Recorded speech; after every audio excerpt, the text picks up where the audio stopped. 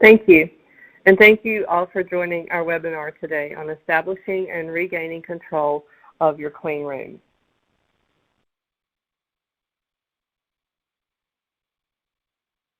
We'll start off our session today by talking about what a clean room is. What is a clean room? How is it defined? A clean room is defined as an environment that is designed to reduce the contamination of processes and materials. It is a room that accomplishes this by reducing and removing any type of contamination sources.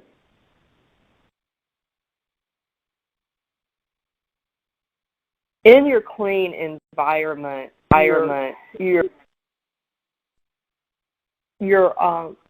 environment in your clean rooms contain HEPA filters, and the HEPA filters are in the ceiling, and these are filtering the air in your clean room.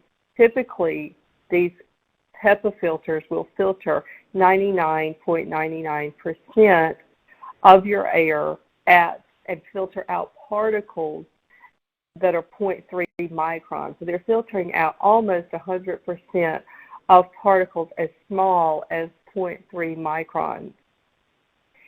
The design of your clean room with your HEPA filters laid out is such that it will minimize the particle sources in a particular airstream. And if you're looking at this slide, you can see by the diagram that you have the HEPA filters and you have air in a particular stream, and it's flowing in particular directions.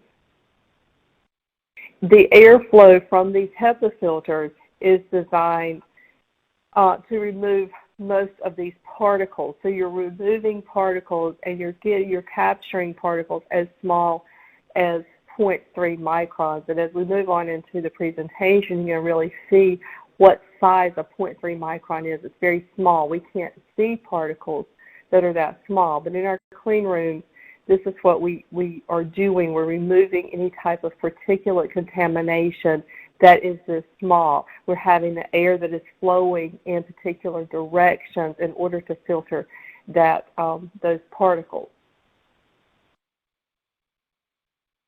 When we set up our clean rooms, we have air changes per hour that are designated for the types of clean rooms that we have.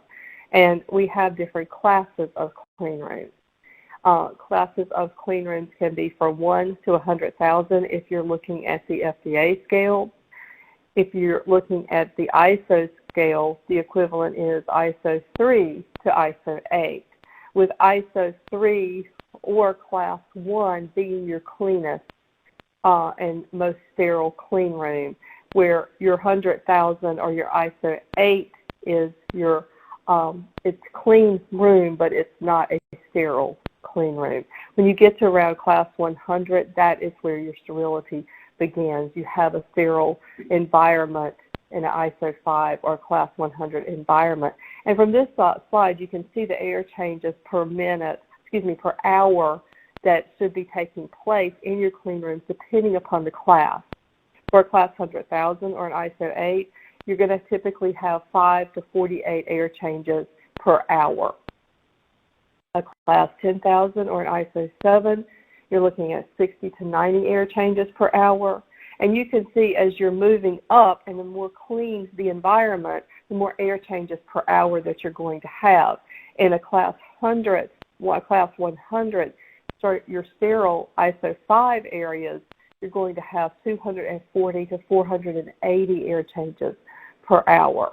And then if you go all the way up to your Class 1 and your ISO 3s, and these are not typically used for sterile manufacturing of pharmaceuticals, but you can see that the air changes increase. And by increasing the air changes, you're increasing the particulates that are being removed from that room, and you're increasing the cleanliness and the sterility of the room.